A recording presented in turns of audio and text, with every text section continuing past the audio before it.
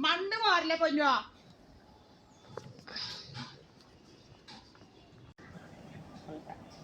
അപ്പൊ 2 വർഷമായിട്ട് തിരിച്ച ചെറിയ ചെറിയ വീട്ടാവശ്യം കിട്ടും എന്നുള്ള പ്രതീക്ഷയില് പയറ്, കൈപ്പയ്ക്ക അങ്ങനെയുള്ള ഇതൊക്കെ കണ്ടറിങ്ങിയായി പോവാണ് പയറ്.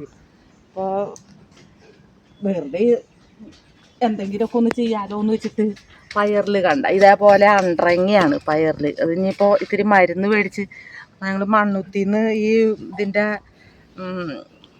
മരുന്ന് മേടിച്ചു. ഈ കീടനാശിനിയുടെ നമ്മൾ രാസവളം അല്ലാത്ത ജൈവവളം ഇതിൻ്റെ നമുക്ക് മേടിച്ചിട്ടാണ് ചെയ്യണേ.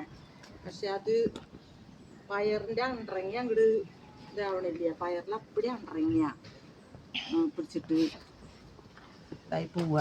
അപ്പം അത് 2 പ്രാവശ്യം അടിച്ചു. അപ്പം ഞാൻ മത്തയുടെ കുത്തിയിട്ടുണ്ട്, പയറ് വീണ്ടും ഇത് വേറെ കുത്തി കൊടുത്തിട്ടുണ്ട്, മുളച്ച് വരുന്നുണ്ട്. നാടകം തൈയുണ്ട്, പച്ചമുളകും തക്കാളിയൊക്കെ.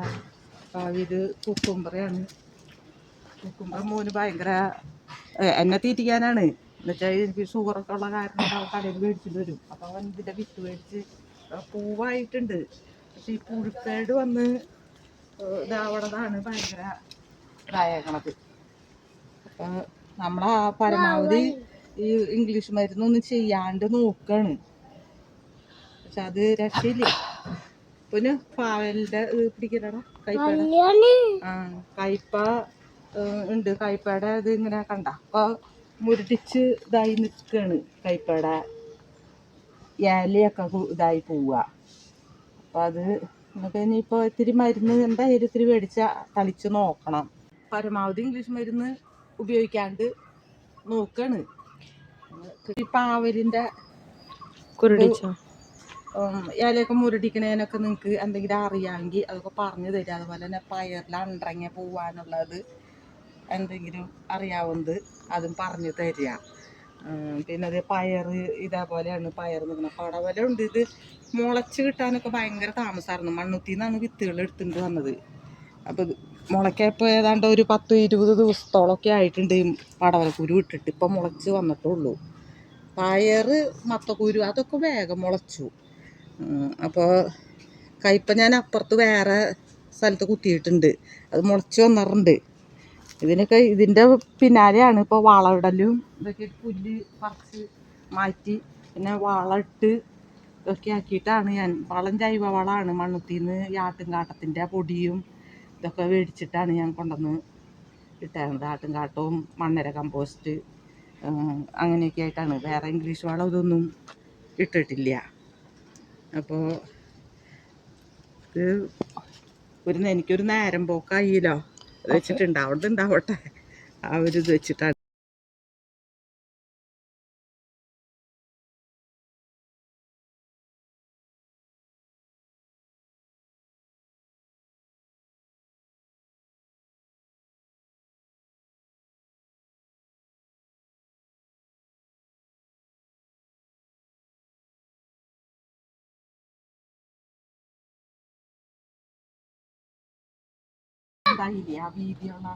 നമുക്ക് സിറ്റൗട്ടിലൊന്നും എറിയാട്ടാ.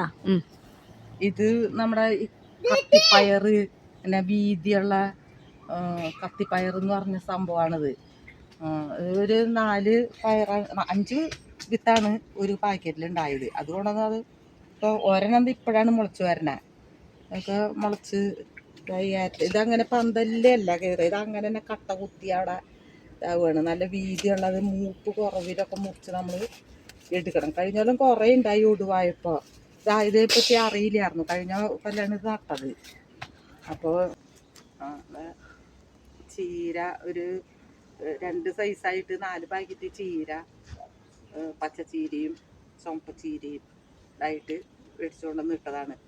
ചീര വിത്തിട്ടത് ഞാൻ ഇത്തിരി അടിവളം ഈ പറഞ്ഞ ആട്ടുംകാട്ടത്തിൻ്റെ പൊടി, മണ്ണര കമ്പോസ്റ്റും ഇതൊക്കെയും കൂടി കൂട്ടി മണ്ണിൽ കലർത്തി ഇതാക്കിയിട്ടാണ് വിത്തിട്ട് കൊടുത്തത്. അപ്പോൾ നല്ല ഇതായിട്ട്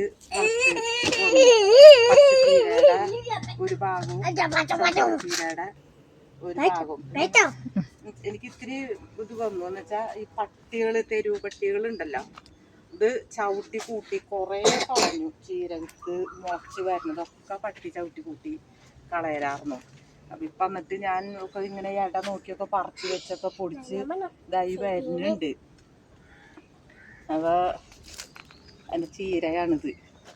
ചീര ഞാൻ ചീര ഞാൻ മിക്കതും മുറിക്കാറായിട്ടുണ്ട്. പച്ചച്ചീര മുറിക്കാറായിട്ടുണ്ട്. പക്ഷെ ചുമപ്പച്ചീര ഒരു ഇത്തിരിയും കൂടി ഒന്ന് ഇതാവണം മുറിക്കാൻ. പച്ചച്ചീര മുറിക്കേണ്ട പാകമായി. നമുക്ക് ഇത് ഒപ്പിട്ടതാണ്. ഇതിങ്ങനെ പട്ടി ചവിട്ടി കൂട്ടി കളഞ്ഞ കാരണം കൊണ്ടാണ് ഇതിങ്ങനെ ഇതായി വന്നത്. ഇവിടേക്ക് അത്രയ്ക്ക് അങ്ങ് ചവിട്ട് കിട്ടിയില്ല. ഈ ചാലിലാണ് കൂടുതലും പട്ടിയുടെ ശല്യം ഉണ്ടായത്. ഒക്കെ ചവിട്ടി കൂട്ടി ഒക്കെ നാശാക്കി കളഞ്ഞു. ഇത് മുളക് മത്തങ്ങ മുളകാണ്. DP ഓഫീസിൽ നിന്ന് പഴുത്ത മുളക് കൊണ്ടുവന്നിട്ട് ഞാൻ പാവി ഇതാക്കിയിട്ട് നട്ടതാണ്. അപ്പോൾ അത് വളമൊക്കെ വെച്ച് കൊടുത്ത് ഉഷാറായി വരുന്നുണ്ട്. ഇപ്പുറത്ത് തക്കാളി തൈകള് തക്കാളി ഇട്ട് വെച്ച് കൊണ്ടുവന്നിട്ട് പാവി ഇതാണ് കുറേ ബാക്കി വന്നു.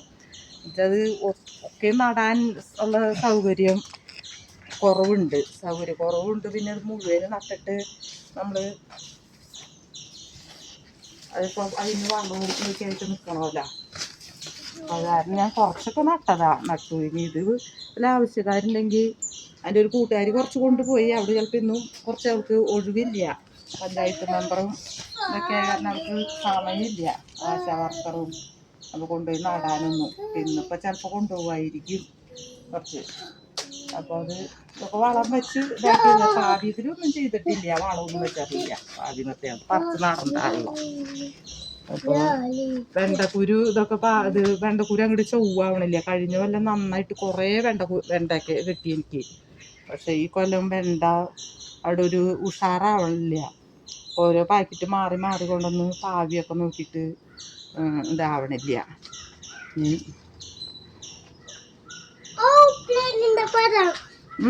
ഇത് കയ്പക്കുരു കുറച്ച് ഞാൻ വേറെ സ്ഥലത്തേക്ക് മാറ്റി നട്ടതാണ്.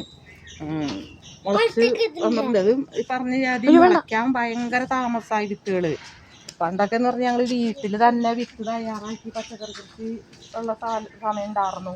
അപ്പം അത് വീട്ടിൽ തന്നെ പാവയ്ക്കായാലും ഇത് പയർ ഇതൊക്കെ വീട്ടിൽ തന്നെ അതിൻ്റെ വിത്തുകൾ ഞങ്ങൾ എടുത്ത് വയ്ക്കാറുണ്ട്. അത് തന്നെയാണ് പിറ്റേ വർഷം അതിൻ്റെ വിത്തെടുത്തിട്ട് നടും.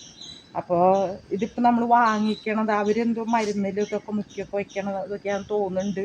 10-12 ദിവസം എത്തിയിട്ടാണ് ഈ കയ്പക്കുരു മുളച്ചത്. അതും ഇനി മുളയ്ക്കാനുണ്ട്. 1-2 സ്ഥലത്തൊക്കെ ഇനി മുളയ്ക്കാൻ നിൽക്കുന്നുണ്ട്. അതുപോലെ കുമ്പളായാലും ഇപ്പം മുളയ്ക്കാൻ ഭയങ്കര താമസമാണ്. കുമ്പളക്കുരു കുത്തിയിട്ടുണ്ട് ഒരു ഭാഗത്ത്. അപ്പോൾ പണി രാവിലെ തന്നെ ഇറങ്ങും. രാവിലെ അടുക്കളയിലൊന്നും ചെയ്യലില്ല. അപ്പോൾ അത് കാരണം ഇതിൻ്റെ പിന്നാലെ എന്ന് വെച്ചാൽ ഭക്ഷണം കഴിച്ചാലും പിന്നെ കുനിഞ്ഞു നിന്നൊന്നും ചെയ്യാൻ പറ്റില്ല. അല്ലെങ്കിൽ തന്നെ നെഞ്ഞരിച്ചിട്ടുണ്ട് നന്നായിട്ട്. അപ്പോൾ ഇത് ഭക്ഷണം കഴിക്കുന്നതിന് മുമ്പൊക്കെ ഈ വക പണികളൊക്കെ അത്യാവശ്യം കുറേശ്ശെ ചെയ്യും. ഇപ്പം ഇന്നലെയാണ് ഇതിന് വളം വെച്ചത്. മോൻ വഴുതനയുടെ വിത്തൊക്കെ മേടിച്ചോണ്ടൊന്ന് പാവിയതായിരുന്നു. അപ്പം അത് മുളയ്ക്കാൻ താമസമായപ്പോൾ സൈക്കിള് മേടിച്ചോണ്ടെന്ന് വെച്ചു. ഇപ്പം ഇന്നലെ ഞാൻ വളം വെച്ചിട്ടുണ്ട്. കോളിഫ്ലവറിൻ്റെ തൈ ഒരു 5-10 എണ്ണം അത് മേടിച്ചിട്ടുണ്ടായിരുന്നു. വഴുതന തൈയും അതിൻ്റെ ഇടയിൽ കൂടെ ഞാൻ ചീര തൈകളും പറിച്ച് വെച്ചിട്ടുണ്ട്. അപ്പം മിളക് ഇതൊക്കെ ഇത് നനച്ച് ഇതാക്കാൻ ഇന്നലെ രാത്രിയാണ് മോൻ വെള്ളം വിട്ട് ഇതാക്കിയത്. അതിന് സമയമില്ല. ഞാൻ എന്നിട്ടിപ്പോൾ ഒന്നൊന്ന് നനച്ചു കൊടുത്തു. ഇതൊക്കെ കാന്താരിയുടെ കടയൊന്നും പോയിട്ടില്ല. കാന്താരി മുളകിൻ്റെ ഇതൊക്കെയാണ് നിൽക്കണത്. കുറച്ച് ഞാൻ കുറേ നട്ടു. പിന്നെ ഈ ചവറ് ജാതി നന തെറ്റിയപ്പോൾ പിന്നെ ഈ ആണുമരങ്ങളുണ്ട്, അതൊന്നും നനയ്ക്കില്ല. അപ്പോൾ അത് വെട്ടി കളയണം.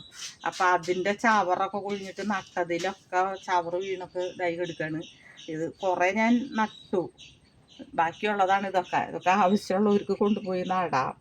അപ്പോൾ ഞാനിത് ഒക്കെ കളയാണ്ട് നിർത്തിയേക്കാണ്. ഇങ്ങനെ കടക്കൊക്കെ ഓരോ വെള്ള ആ പൂപ്പല് പോലെയൊക്കെ വന്നു തുടങ്ങിയിട്ടുണ്ട് പാവി നിർത്തിയേക്കണേൽ. ഇത് നല്ല മുളകും തൈകളാണ്.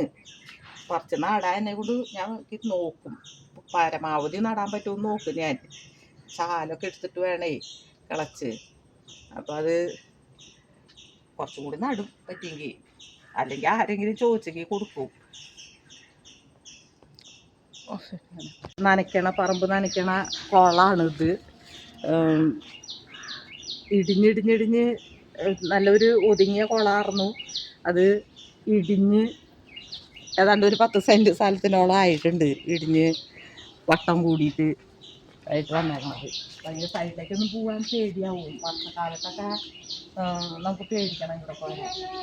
പിന്നെ വേനൽക്കാലത്ത് അങ്ങനെ ഇടിയില്ല. ഇടിഞ്ഞ് വട്ടം കൂടിയതാണ്.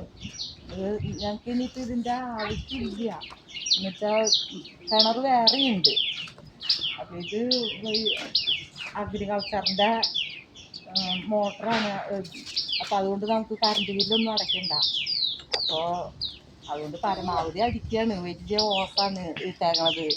പണ്ട് അച്ഛനുള്ള സമയത്തൊക്കെ ആണി ചാലൊക്കെ എടുത്തിട്ടാണ് ഓരോന്നിൻ്റെ കടക്കി വെള്ളം വിട്ടാറുണ്ട്. അപ്പം അതിന് അങ്ങനെ എടുക്കാൻ ആളില്ല.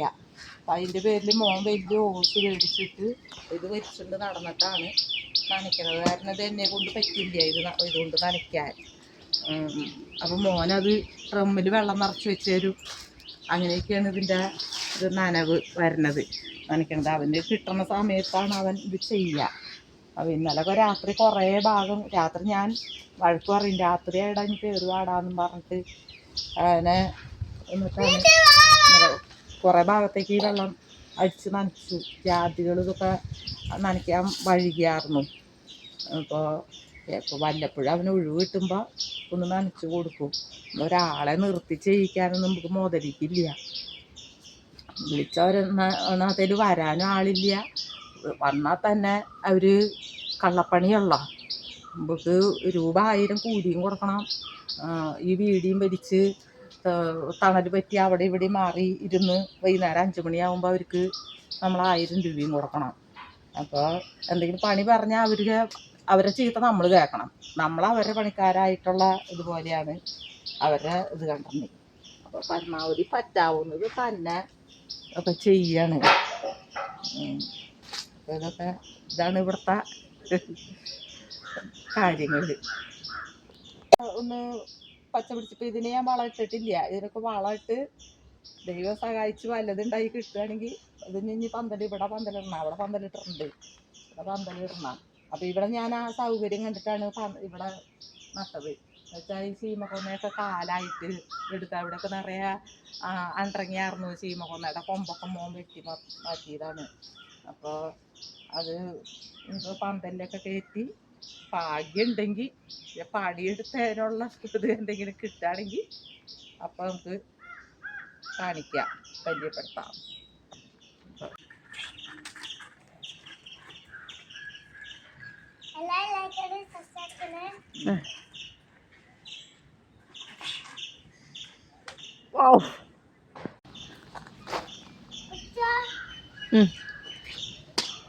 ഇത് നമ്മുടെ കൊള്ളി കൃഷി, കൊള്ളി വീട്ടാവശ്യത്തിനുള്ളത് ഒരു 10 കട നട്ടേക്കണത്. അത് ഞാൻ മിക്കപ്പോഴും ഞാൻ ചെയ്യാറുണ്ട്. ആ വെള്ളം കയറിയൊക്കെ പോയോടുകൂടിയിട്ടാണ് ചേമ്പ് എല്ലാനും ഉണ്ടായിട്ടുണ്ട്. എല്ലാനും നട്ട് ഇതായിട്ടുള്ളതാണ്. ചേമ്പൊക്കെ വേണ്ടത് പറിച്ചിട്ടുള്ള പറമ്പാണ്.